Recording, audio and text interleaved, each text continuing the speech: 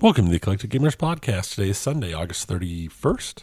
This is episode 253. I'm Tony. I'm Dennis. And I do want to go ahead right off the start and thank Brandon L., who upgraded his Patreon membership level at patreon.com/eclectic_gamers. We appreciate that.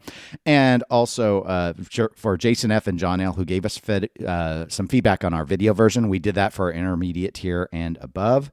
And both basically noted that it helps video, they find helps keep people better connected with podcasters. That was their interpretation of it. Yeah. However, we didn't see any widespread demand for video version per se. A lot of the commentary also indicated that what we heard from was, we listen. It's a podcast. So we're not doing video this time because it requires a whole bunch of additional setup. So we might do it as an occasion. So sometimes food, just Cookie Monster. So sometimes food. Yeah. So what's going on, Tony? I have been watching an inordinately a large amount of video game Let's Plays. Mm-hmm. Specifically, I found Friday. I found it. There's a game out called Beyond All Reason. What Beyond All Reason is a fan-made modernization of my all-time favorite RTS, Total Annihilation.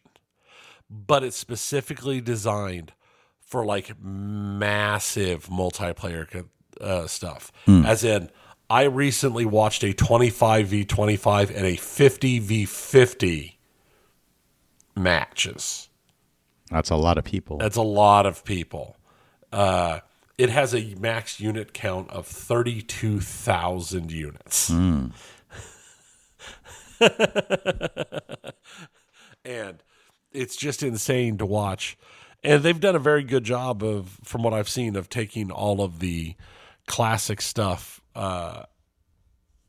from Total Annihilation and bringing it together into something that can be played on a modern machine and has the ability to be multi-played online and all that. Okay. Interesting. So I've been watching a lot of videos of that. I've also been watching some videos of Broken Arrow. Not the movie. Okay, because YouTube has Broken Arrow for free right now. It does. And keeps recommending it. Yeah, because I've recently watched K-19 The Widowmaker and Crimson Tide, so it seems to think that means I want to watch Broken Arrow. Another possible nuclear incident. Yeah. I mean, to be fair, it's got some really good lines in it. But well, I've played some more Yakuza. I hadn't for quite a while. I took a Yakuza hiatus. It's Like a Dragon is becoming more like a drag on because it's just taking me forever. But Vampire Survivors had distracted me. Or is that what that game was called? Yeah, Vampire Survivors. I was like, that or Slayers, because I killed them too. Anyway, so I've been distracted by that. And then the Battlefield beta and of course, still playing Marvel Rivals and some Overwatch as well. So, we did also get an email that I thought I'd plug into the intro here from Sean M., who wrote for you regarding your Chicago trip. yes. So he wrote in saying, recommend Pin Grounds coffee to Tony on his Chicago trip. So there, you've now been I saw it in the notes. I looked it up. There's no way I'm getting there. Okay. Sorry, Sean, but Tony does not like your idea. No, it's not that I don't Doesn't like the it, idea. never liked it. It's just that my hotel is walking distance to Navy Pier, and Penn Grounds is way out there. And I'm already getting cut down right now. I'm not even gonna go so far as to say plan. My current hope is that I can get free Wednesday to go to Galloping Ghost. Okay. But even that, I don't know yet because some of the other people I'm going with are Putting things together? Putting that stuff together that's work related. Well, so I always say, do not trust to hope. It has forsaken these lands. But Pin Grounds is more like Pin out of bounds.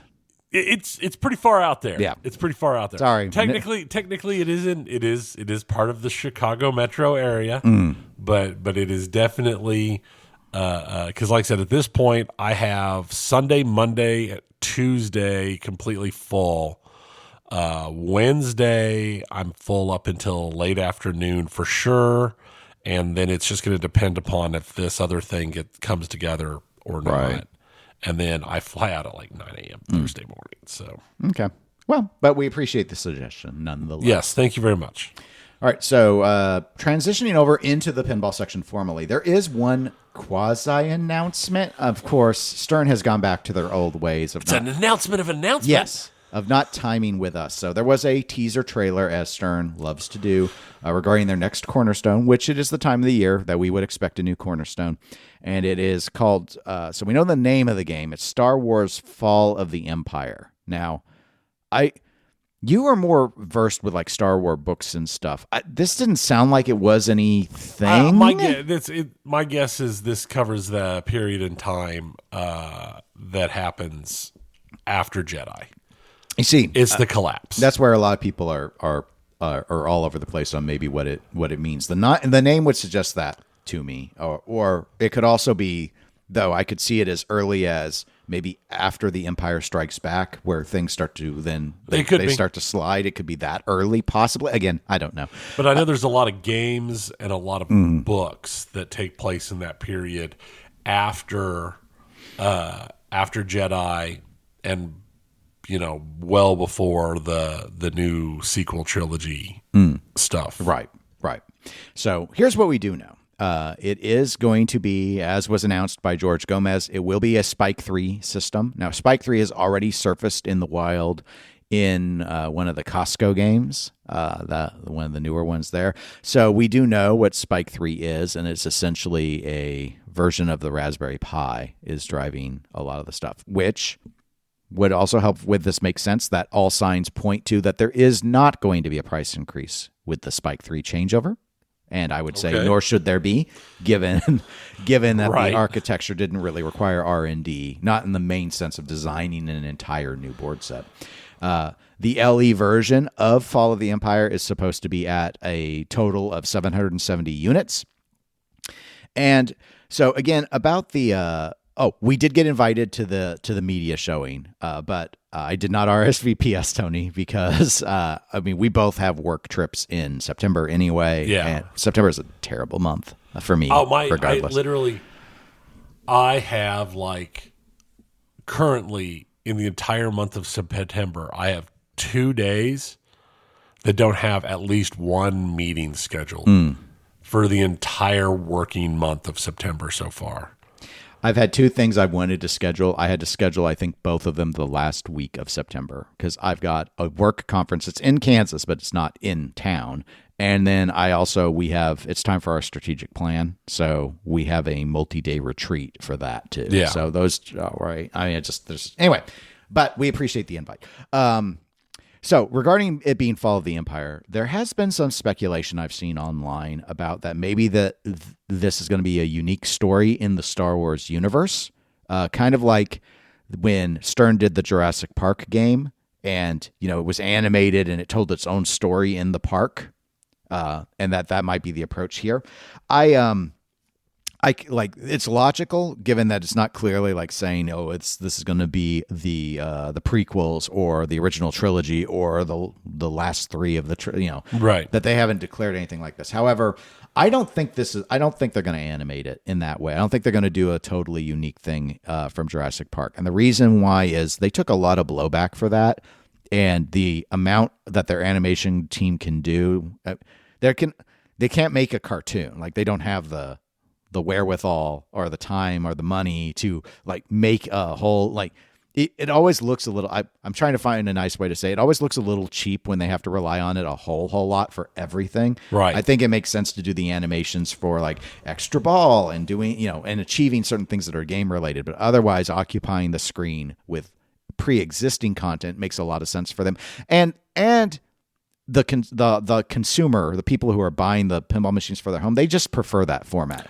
So yeah, there's enough comics and stuff set in that time period that it's entirely possible that they could pull completely from comics or the like. And I'm also, again, there have been shows that have taken place during this, like you mentioned, this sort of fall of the, so what if the theme was around, just defeats that the Empire suffered. So you could see stuff from Rogue One.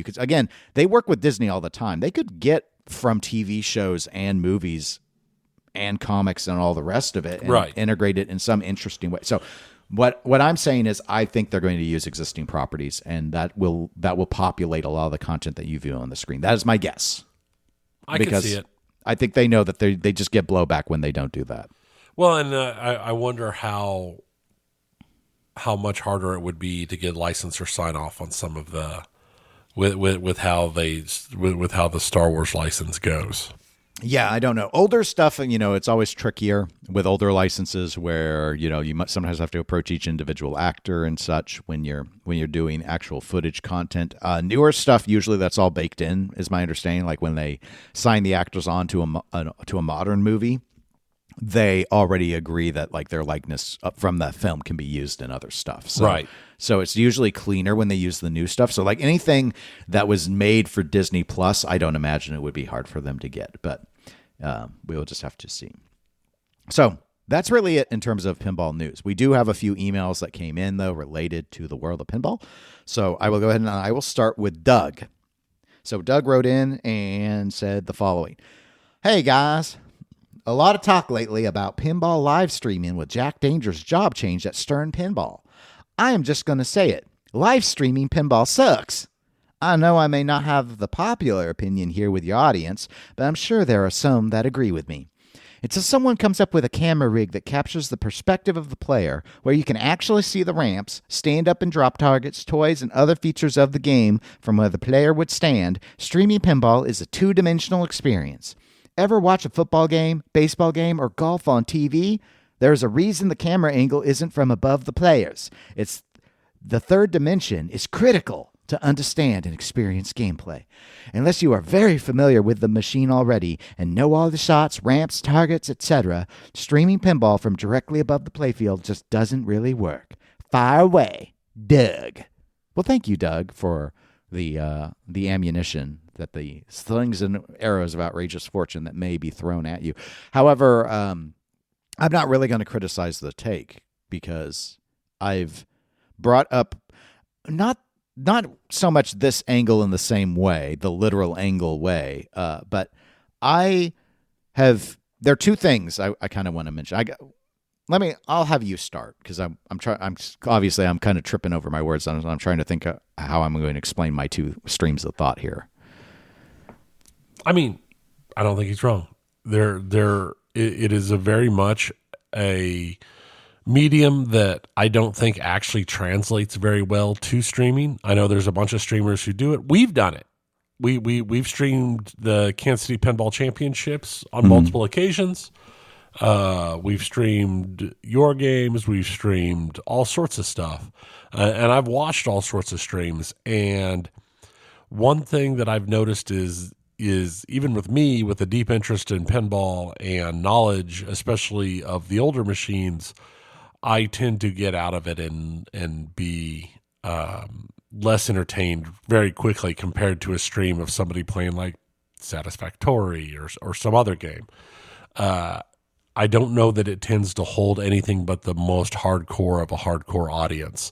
And I think you could be completely right, Doug. It could be because it's so flat with the views that are required based upon physics, basically. Because there's not anything you put that's mounted to the player is going to be moving around unless you've got one of those rare players who does not move their upper body at all, which is going to be problematic and make everybody sick.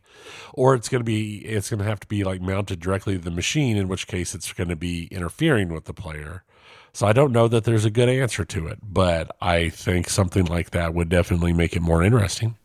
Yeah, I've seen instances where some streamers have tried to kind of address some of this, like putting almost like a GoPro down on the lock bar to try and give you the angle, almost the player's perspective. Obviously, it's a little different because most people don't literally put their head down on the lockdown bar in order to see their shots. For me, the issue with the live stream, or just the streaming of pinball in general, is the aspect ratio. The problem, I feel, is more driven by the fact that you think about a television and you think about the way modern high-definition televisions are. They are giant rectangles from side to side. is the length. But a pinball machine, it's top to bottom. That's where all the length is. Because we do not just readily swivel our monitors and our televisions into that format, the problem that I think ends up happening is no matter how big your TV is, you end up having a very small section of it actually showing you the game. Valid. And that's why when setting up a live stream, you end up sticking giant logos and face cams and a huge thing for the score, way bigger than it really needs to be. But what else can you do? You've got the wrong shape. You've got the rectangle is formatted. It's oriented the wrong way for what you really want to do. And I just think it means whenever you see that, it's just really hard to follow the ball. I mean, you have to have a really big TV before you start to be like, okay, I can still make everything out. I mean, really big. It's why digital pinball games give you the option. Do you want to see the entire playfield, or do you want it to kind of follow the ball so you can actually see the details of the inserts and such as it goes along? Now, I get too motion sick with that format because it's not how the eye actually works, but they're trying to solve the problem that this doesn't look right on a TV because the TV's turned the wrong way for it. So that was my first point. My second was actually, he didn't bring this up, but he hinted at it with the whole, unless you're familiar with the machine, it doesn't really work to stream from above. The fact that all pinball machines have different rules is why competitive pinball as a spectator sport ain't ever going to happen. Like, as much as they want it to, like, because you have to know the game, and you have to have the announcer be able to explain to you the rules of the game. But the problem is, whenever you come in, and these games can go over 30 minutes, as you and I well know from our own experience, that because people can drop in and out of baseball, football, basketball, cricket, whatever. The game is the same no matter what. So as long as you know the baseline rules, you can drop in, drop out, and you don't have the announcers of football. They don't go and explain to you what the difference is between the nickel and some other position, or what the dime even means. Like, they don't talk about that. You either go and learn it or you don't. But when you have the same, it's not like it's going to change from game to game. The value of the drop targets in Stern Star Trek is totally different than the value of the drop targets in Walking Dead.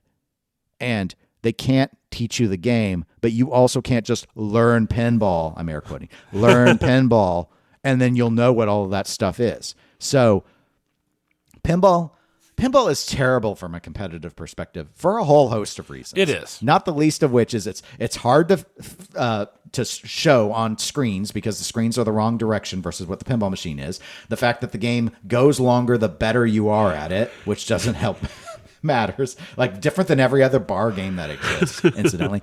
And that unlike all the other traditional bar games like darts and pool and foosball and air hockey, the rules are different for every single game. It's part of the reason we like it, but it's also part of the reason why it is super unfriendly to casual understanding on a nuanced level that would matter for watching. And so it's the same with a stream. Jack's not going to sit there every 5 minutes and re-explain how the game works. It's not. It would never make sense. It would be terrible. It would be terrible for anyone into the game of pinball to watch that. Here, pinball is one of those things that it's watching experience. Even if you know the game and you're there in person, is so rough. You couldn't even get pinball on the Ocho. Yeah, they stick it on occasion in a highly edited format to try and make it interesting. And I've had these conversations with Zach Many over the pinball show about, because he said ideas on ways to like grow the spectator sport of pinball, and I'm like, none of it will really work. Some of his ideas would work better than what the current world has, but it will never be a thing. Not a big thing. Never. No. So it is very niche. So I think there's a desire. There has been a desire, and there's probably still a desire with some people. So you think, Doug, you think you're going to get some heat. I'm going to get some heat. I think there are people that really wish that you could actually make a living playing competitive pinball, and they're trying to get competitive pinball to that plane of existence. It will not happen. It will not happen because fundamentally it is not that fun of a watching experience. It's just not. Well, and here's the thing is, outside of the major sports, you can't make a living playing competitive anything, really. Or if you do make a living, it's still very much hand to mouth based upon your day-to-day actual plane. Yeah. Anyway, I thought it was an interesting point, Doug. So thank you for sharing it. Another email. This one's from Scott V, who has noted that if I were to read this on the show, that he wants me to use my best Saskatchewan accent, specifically the Moose Jaw area, as if I was a beaver trapper who lives in the bush. So this is so great. He then suggested They're just destroying you at this point. Well, they suggested Scott suggested me to use any character from Strange Brew, which I don't know what that is. So it is a Canadian comedy with who was in it? Is it new? No, it's like from John the 90s. Candy. Maybe. All right. It I don't doesn't. remember It the doesn't actors matter. now. It doesn't matter. Okay. I don't know it, so I can Say a boot a bunch. And, well, that's what. He's, yeah. Well, I mean, but I have to quote his lines. Actually, he's worked. He's actually woven them in. What are the worst looking modern pinball game? Turned off. In a well lit room. My top 5 are Stranger Things pre a boot, NP3 multimorphic a boot, Dialed in a boot, Game of Thrones premium a boot, Walking Dead a boot. All right, thanks, Scott. So that's not a terrible list for things that look bad. Worst looking modern pinball games turned off in good lighting. Okay. Gosh. All right. P3 for sure. Yeah. No. Unfortunately, P3 That's a hard lock. Yeah, because it's basically a TV. Right. So I mean, it's sort of like so you pretty much have. It's like having a virtual pinball machine Yes. in your collection. Yes. You go down and go, It's exactly what it's like. It's a TV it's a TV laying down. Mm-hmm. Yeah, it's sleepy. It's sleepy. It's just sleepy. Okay, so 4 others. I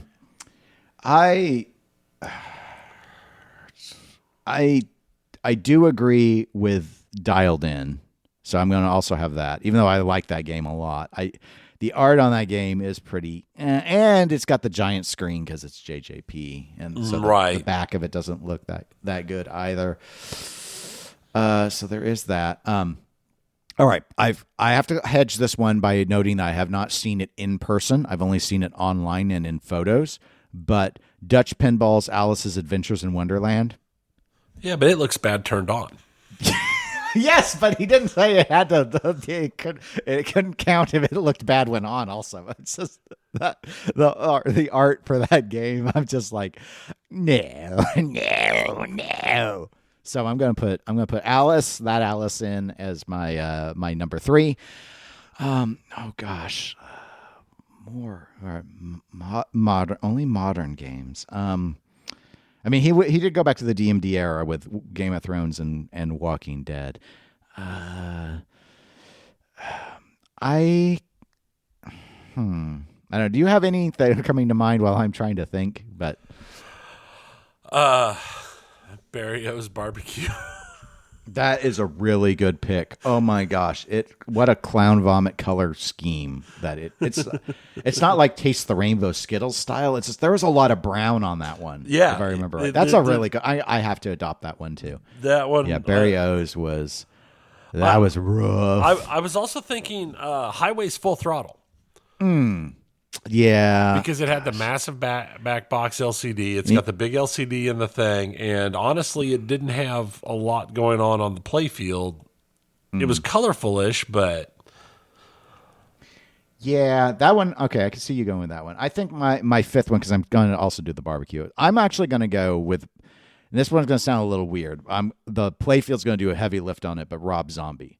Rob Zombie has a great... back glass. Rob Zombie's back glass is the best thing awesome. About that game. The sides of the cab are okay. The play field is terrible. It's like I always felt bad that it had such a good back glass because everything else. And I'm saying inside gameplay, but it's super like gray is what I remember. It's just dark. It's just not. It's the colors don't pop. So give them credit for not popping all the colors like everyone does all the time now. But it's super drab. And and when it's off, I think it looks really just vacant. So more so even I'm going to put it up. I'm going to say even worse than the Full Throttle did. So I'm going to go ahead and go. So mine would be the P3 platform. Dialed In, I agree with. Barbecue, I agree with you on. And then Rob Zombie. Was that 5? That's 1, 4. 2, 3, 4. Okay, I need a 5th. Did I already have a 5th that I failed to mention? No, I guess not. Okay, well now I have to think of another sort of really really rough art package. Yeah, it's very very tricky for me. Yeah, I'm trying to think. It's most of them just aren't that bad in the well, since I guess since he did Sam Games, 24.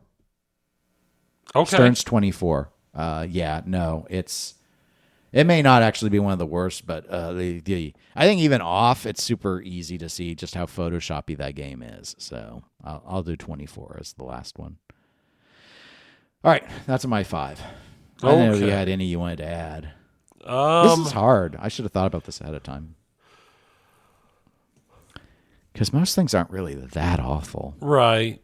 Most of them are at least... That's fine. Most of them, once they're turned off, they're just big blocking objects that make it hard to vacuum. Yeah. But I do agree. Dialed In, shut off is weird. P3. You had the barbecue. So that's 3.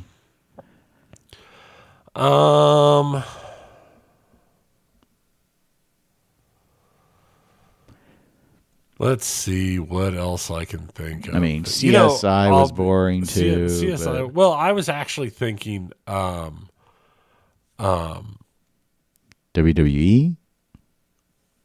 I was actually going to say Guns N' Roses turned off is boring as heck. Because the whole thing is designed around being a concert. Yeah, that's a good point. I also almost named AC/DC because he just had the giant Angus face right. in the way. And yeah. This is like, that one I didn't ever think the art was very good on, period. So there are a few others. I think this is an area that several of the music pins would really gravitate Guns N' Roses to. does hide behind its light show. It does. Lot. And I mean, like, at least Rush has some more interesting stuff on the field. Yeah, I thought Rush looked okay turned off. And Foo Fighters looks great turned off. Yeah. Metallica looks great turned off. Yeah. Yeah, a lot of them. I mean, nowadays they're trying a lot harder lately in many ways. So, yeah. Okay. Yeah. I'll go with that for right now. If I think of something else. Yeah.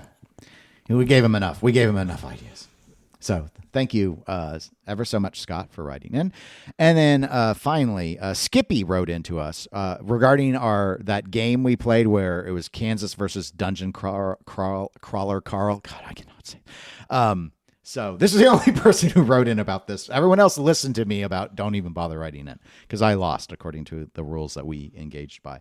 But he did write in, and Skippy wrote, the answer is Dungeon Crawler Carl. Anyone that says Kansas is a certified grandpa and proof this hobby is dying like its followers. I mean, thank you, Skippy, for writing in. Thank you for breaking it down Barney style for us, Skippy. All right. Video games. All right. We actually had an email, and I'm going to have to part this one out across several episodes, but Richard A. wrote in, and I'm not going to read the email to you because he has a whole lot of different pieces to it. So here's what I need to note in this particular episode. What Richard said is he really would like us to spend more time discussing digital pinball in the video game section, and he's provided enough material for us to kind of eat at that, kind of nibble away at it over the next few episodes. So I'm gonna part that in myself as we go along, basically focusing on what I consider the 3 biggest digital pinball platforms that are in play. And he also said he does plan to go ahead and email in when there are recaps on new releases so that we can insert that sort of information in. So I wrote him back and told him that's great because I don't think the sites that you aggregate your news from probably cover the digital pinball side at all, and we're not planning to start just going out and finding it. So I didn't mention that part, but I'm mentioning it now. We're not planning to go and find that part. Given we're going to save the discussion of the specific platforms for future episodes, Richard did give us 3 general topics to cover. Okay. The first isn't actually one that we really have to cover, other than that his wife says hi to us. Hey, how you doing? I hope you're having a good day. Okay. Thank you. Yeah, Tony has answered that one. I was just say hello. I was just going to say hello back, so hello. Okay. All right. Second discussion. Tell my wife I said hello. Yes. General Kenobi. Oh, wait, no, that's not the right. That's not. That's hello there. Hello there. Second discussion topic. Do we have any favorite digital pinball tables? So across any of the... I will say, as should be no surprise, the digital pinball table that I've put by far the most time into is Attack from Mars. Oh, yes, in Pinball Arcade. Okay, and let's be fair. In all reality, it's probably Space Cadet from the old Windows days. But of like real digital pinball, I know I played a lot of Attack from Mars when that table first came out. Yes. I would, so Pinball Arcade, I played that one a lot. Again, those are all based off of existing physical tables. So I'm trying to think if there's any other that really stand out to me that I put a lot of time in. I put a lot of time on Black Knight in that game as well. So that'd probably be the other one there. In terms of Zaccaria, robots. I really like robots because I always thought the feature of the robots, and again, that's based off of a real game, but Italian company. So I think I have played a robots physically. I finally got to, but I played it digitally first. So yeah. Robots is one of my favorites from that game. And then Zen, I've put a lot of time on Excalibur, one of their early tables. I've also put a lot of time on the one where, I can't remember the name. It was the free one when they came out with Pinball FX2, the one and the kids are going through the haunted mansion. Oh, Whisper isn't here yet. Whisper isn't here yet. Yes, I played that one a lot. I actually, when it comes to that, I would say the one I've played the most of those is Star Wars Starfighters. Okay. Yes. I put a decent amount of time on the Aliens one that they have. I like that layout quite a bit more than the physical one. Yeah.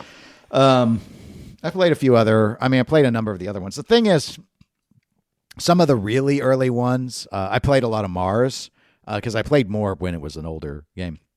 That one, it has corrupted my mind in a way that I quote from the, like if I'm watching like historical stuff, for example, Rome must always be said as Rome, like the game. And of course, Excalibur. Are you a knight or merely a squire? Squire. I don't actually get to quote that one much because people aren't knights or squires around here. But squire. But so there's those pieces. So I always remember a little bit from the dialogue from those early ones. But I played a lot of the early ones. But yeah, I don't know. Excalibur is always really, really hard. I could never get as far as I wanted to. I liked the whole concept of the layout. So it's one of my favorites that they did. The third and final discussion topic for today from Richard is, I guess someone had planned to have a conversation at one of the expos at once upon a time on this topic about the notion of the coexistence between digital and physical pinball. So what are our thoughts on, can they coexist? They kind of have to. Not that there's a requirement for them, like there has to be both, but let's face it, I think digital will die before physical from an interest standpoint, because physical pinball is a niche hobby. Mm-hmm. Digital pinball is a niche hobby within a certain subset of physical pinball players, because I'm sure there's not a whole lot of people out there playing digital pinball that don't also play physical pinball, unless they have no option, I guess. I mean, I'll be fair. But they can coexist. I don't think they wipe each other out. I would be amazed to find out if the tables modeled after actual physical tables did worse than the all new tables? I don't really know. In my mind, the ones modeled after actual physical tables would probably do better, but I could be completely wrong on that. I mean, there's no, yes, my answer to the discussion topic is yes, they can coexist. Because they do coexist. It's physical pinball was around first. Digital pinball came out, and so now both are with us in various capacities. Video may have killed the radio star, but digital pinball didn't do anything to physical pinball. Physical pinball's problems stem from entirely different things, from video games in general, not from digital pinball specifically. What I think, though, is, and where you were kind of at, Tony, is digital pinball is not at its apex here. It's probably declined from whenever it was at its peak, and I think it made more sense when physical pinball was more popular, in that people were playing it in arcades, and so there was a reason to offer a home version. People didn't have pinball machines in their homes, and pinball machines being in a home are still so rare for the general public that it's just, to me, it's like shmups. Like it has its little niche, but it is a niche. Digital pinball is not going to become like a major genre. It will not, because it's not good enough. And I don't mean the physics or anything else. It's the same. It's a type of play. Again, like shmups, digital pinball, even though they've gotten better about having you do modes and play through things, the experience is very different than when you have the whole physical machine like shaking and blaring and it's showtime and the magnets and all that. Like, we get all of that with haptic feedback and everything else in every video game that we play. So all it is a genre about high scores. That's old school video game. That is. And that's why there are still people that love shmups and about min-maxing your abilities and avoiding all the shots and the challenge of it. But the goal is to blow up the leaderboard. And that's what pinball fundamentally still is about blowing up the leaderboard. That style of video game is not the majority desire of play. And that is why you will probably only see one, maybe two notable companies doing digital pinball, and most of the others might do it as a sideshow. Like, I could see a new Sonic game bringing back Sonic Pinball as a mini game, but that's all pinball will mostly be in the digital format to a lot of people, is mini games, because I just don't think there's enough market. Like, it seems that Zen Studios dominates this space. And I don't think anyone else wants to try and take much. Like, I don't think they could. It's like when everyone was trying to still do an MMO and World of Warcraft was out. It's like, why are you even trying? World of Warcraft controls so much of the space. Right. You will never be as big. And so. And the only people who did carve a niche were people who carved a very specific niche that did not directly fight World of Warcraft. Right. The difference there was a huge audience for MMOs. That doesn't exist for digital pinball, just like, well, shmups were huge in the 80s. They're not big today. There are still a few companies that do them. There are. But it's just not, there's just not the demand for it. I don't play digital pinball very much anymore.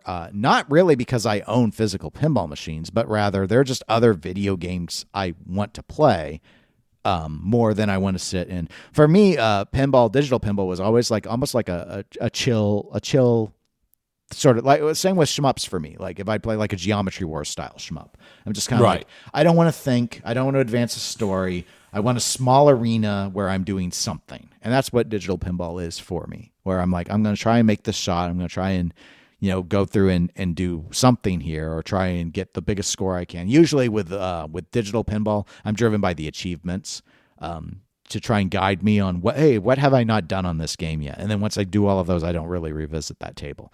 But they're usually so hard I can't do them all. So that's kind of the rub. But that's how I did a lot of pinball arcade, like going through and playing Black Hole and Black Knight and Attack from Mars. I was trying to hit those achievements, be like, start Total Annihilation, start Multiball, start Martian Attack, that sort of stuff. So anyway, thank you for the discussion topics. Tony, more video game news. I know you've got a lot here. And I always say that, and the R is like, Hey, the notes, forget about it. The notes look longer than they probably to do really New York. are. Why they were like, do Saskatchewan, like beaver Because you trapper. do New York all the time. You gotta go do something different. You gotta do something a little different. All right. In the yard, I do Massachusetts. What's in the yard of video games? Chowder. So, the big thing, the big announcement, they held it to the last minute. Finally. Hollow Knight Silksong. I still haven't won Hollow Knight. Can't and they beat the last gave a boss. date for it, and the date is the 4th Oh, of wow. September. May the 4th be with you? Yes. The date is 2 weeks. They gave the announcement 2 weeks before it came out. What's humorous to me about this is that a dozen plus other indie games, including every single Metroidvania slated to come out in early September, have all pushed. Oh, it's the GTA 6 of It is. Of platforming. Yeah, they've all pushed. It was hilarious. One of them literally pushed, and his thing was, I'm going to be playing Silksong, so I'm just going to go ahead and push this back 3 weeks before our release. It probably was. And another one was, why, yes, I did hear what else is releasing on that day, so we're going to go ahead and release in October now. So, because that early buy-in, that early grab is so important, especially for indie developers, unlike the AAA, where AAA player or companies, they put something out and they're like, man, our sales will get there. For the indie players, it's really all about that initial big burst grab to grab it. Or you end up with something like Among Us that suddenly shot to popularity thanks to streaming like years after it came out. It suddenly became huge years later. But that type of thing is so hit or miss that going up in a fight against Silksong is just like, why? Mm-hmm. People have been begging for this game forever and waiting for it and dreaming of it. The announcement has driven up the actual concurrent play of Hollow Knight as people have been playing Hollow Knight again to get ready for it. And their actual total concurrent record of players hit 66,000 Friday night. Wow. Which, compared to the million players of the Battlefield 6 demo is not a lot. Yeah, but this is an old game. This is an old game, and their previous high was like 14,000 people, and that was from like a couple of years ago. So it has made me think about going back and trying to beat that last boss. Right. It's that way you're ready. You're ready to get I all haven't tried silky for with years. it. Get silky with it. You Yeah, were I don't screaming that until it finally was one of those things. It was just like, no, I'm done. I used to do it every weekend. That was before I had my watch channel. Yeah. So before you had that eating all your time. I was like, not very many people want to watch someone just lose over and over again. I found that also didn't resonate very well. No, it doesn't. Lessons learned. So, also, there was a big interview with the makers of Path of Exile 2. It had that huge early access rollout. It was looking big. They were planning, or at least hoping, to have their 1.0 release this year. It's not going to happen. Oh. It'll be next year or sometime they'll do the 1.0 release because they don't want a 1.0 until they have all of their story chapters, so the whole story out and done. And they don't think they can get it done. Their other big goal is they really want to get the servers very stable, and they've been undergoing continuous DDoS attacks since launch. They said that's still ongoing, that they're getting attacked constantly. So they're still working to overcome that. They think with the next patch coming out, they'll have solved a lot of the issues where that's been causing problems, but they're still actively working on it. Then the big thing from this 2-week series of time since the last podcast was Gamescom happened. Yes, with announcements. With so many announcements. Not like earlier this summer where there was like no announcements on. Yes, there was like so many announcements, and the thing is there was the opening night announcements, which were so many announcements and huge, and then there were like lots and lots of little announcements and things that just showed up at Gamescom itself that weren't part of the opening night announcement live thing. So there's a lot out there. So everything I'm covering is like just the crust. It's nowhere near everything. So if you don't mention Donkey Kong, no one write in to a click Go ahead and write in, and I gmail.com. will go and take a look at it specifically because I didn't. So, they released the cinematic trailer for Black Ops 7. What I find interesting is they're doing the story mode, so you can play co-op. There have been some games that have done that before. I don't know if that's a first for Call of Duty. It might be. I don't remember if it was for Call of Duty or not, but I always like the concept of being able to co-op a game like that. Lords of the Fallen was a real big game. Yep, I remember. I never played it, but I remember. No, I remember, but it was everywhere when it came out. And the new one, and they did announce Lords of the Fallen 2, and it's supposed to be bigger, harder, and bloodier. So it's like definitely not something I'm probably going to end up playing. Sekiro is getting an anime adaptation. I'm sure you'll have to get Good Noob to watch the anime. Probably. It's on Crunchyroll. It's a Crunchyroll exclusive. Oh, okay. But you'll probably have to get Good Noob just to watch the anime. You'll like turn it on, and if you're not a good enough watcher, the screen's just blank. Yes. The world building in those games has always been so incredible. I just wish I could have been able to play it. We're old and not very good at games anymore. I guess so. It's sad for me. There's a new Lego Batman coming out. I'm Batman. Legacy of the Dark Knight. That's my legacy. It'll be great. I'll be made of They blood. always are. It's interesting because this one is supposed to basically cover like all of the major Batman arcs from like origin up through all the big things that have happened. And like so but done in the like normal Lego humorous way. Get to the Brickmobile. Yeah. So we'll see how Lego the Killing Joke works out.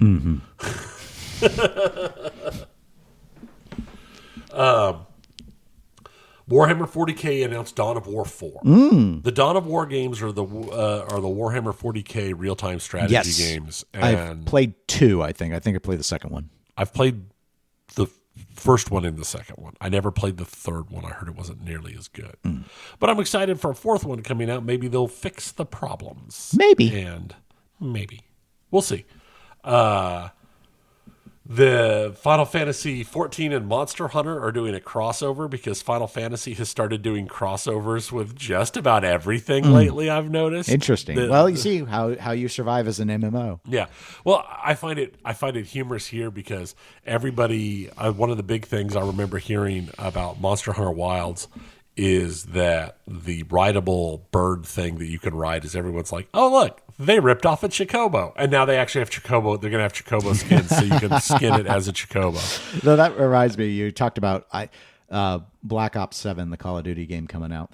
Apparently there's been some blowback about skins. The Fortnite-esque skins. Yeah. So I'm not a Call of Duty player. I don't play online. And I wasn't aware that this was a whole thing, but I guess there had been a plan to allow the skins to transfer over, and I believe that has now been walked back. And I've read an article that had pictures, and I thought it was a mock-up, like AI at first.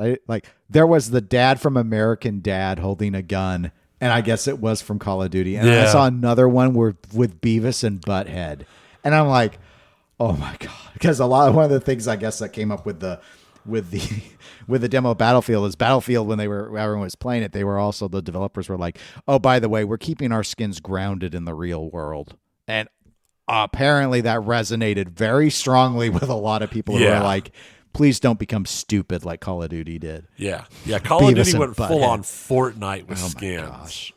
But it's probably a great way to make money. So I could see it is because people will do it. People will dump tons of money on it. There was a new trailer giving us a better look at Onimusha: Way of the Sword. The game still looks awesome. I'm not going to play it. I'm not going to be any good at it, but it looks cool. Yeah, you're the way of the RTS. The way of way of the. I'm old and I'm the way of the rule of the waves. I'm the way of the turn-based combat at this point. You're the way of the Brotato. Brotato.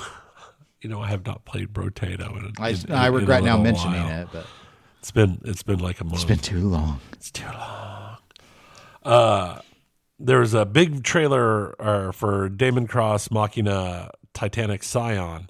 But what I found interesting was here's this big JRPG with all of these standard JRPG tropes going on, but it is going to be on the Switch 2. And I just, even with the increases in the Switch 2's capacity, I wonder at the Switch 2's ability to handle it and how well it'll go over. So, well, the only real way to put it to the test would be with like an Indiana Jones game or something. Right. Yeah, definitely. Which is also coming to the Switch 2. I mean, because there was popular. Big trailers about, it was huge. It's coming to Switch 2. There was more information on their new DLC that's coming out. That game was huge at the end of last year. I should play it.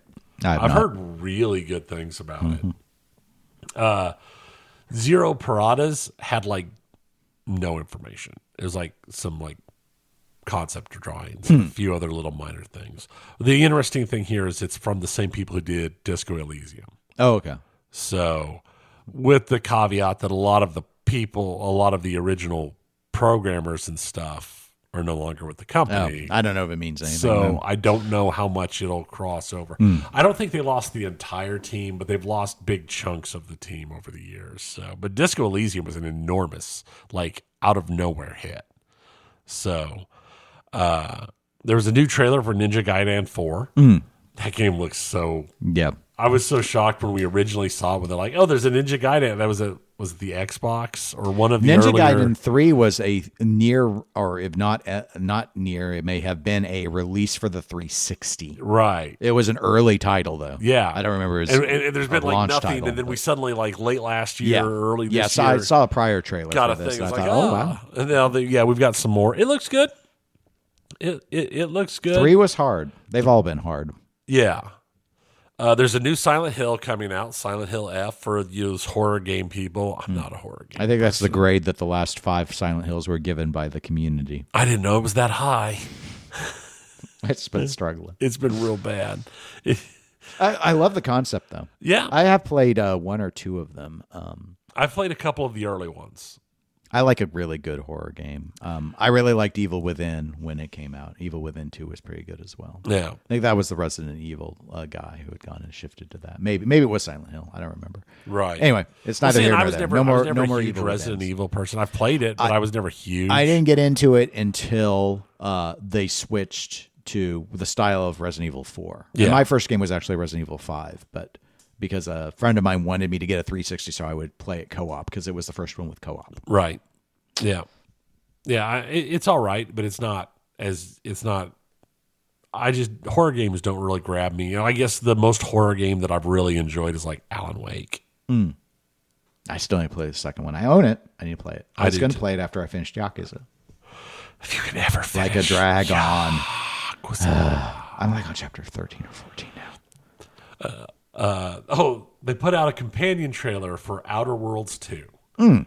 Everybody who was at Gamescom and got bigger looks at Outer Worlds 2, they're talking. This is like Fallout New Vegas level of everybody's is very good word of mouth on it. But the companions trailer is great because it kind of introduces you to all the companions and talks about them all a little bit, and then make sure that you know that you can't have sex with them. It's not allowed.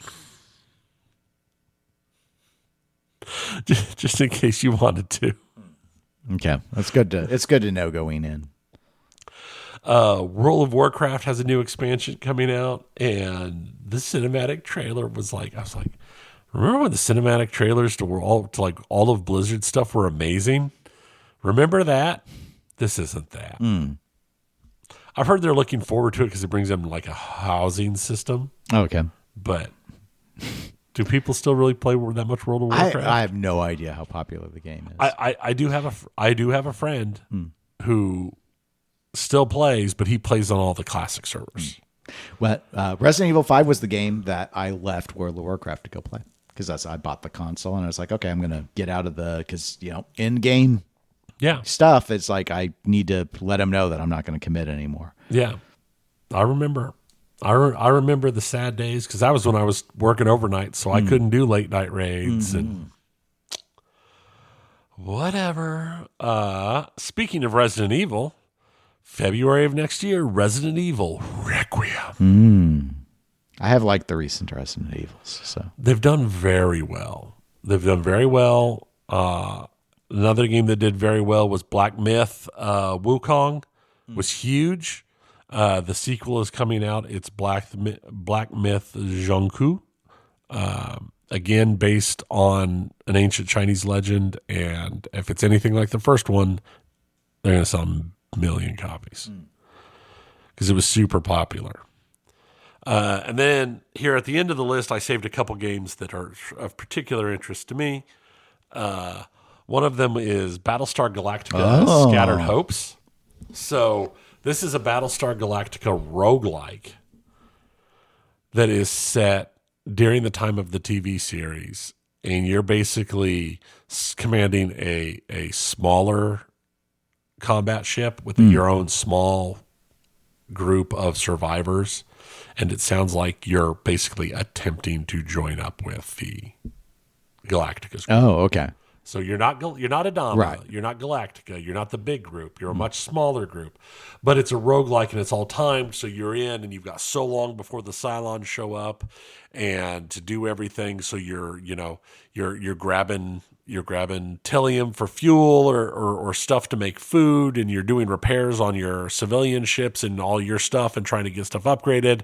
And then the Cylons jump in, and it's very much an FTL-like combat system where they're coming and you're like trying to protect the ships as you start jumping out, and it looks interesting. So I'm really excited by it, and they did the very smart thing with the trailer.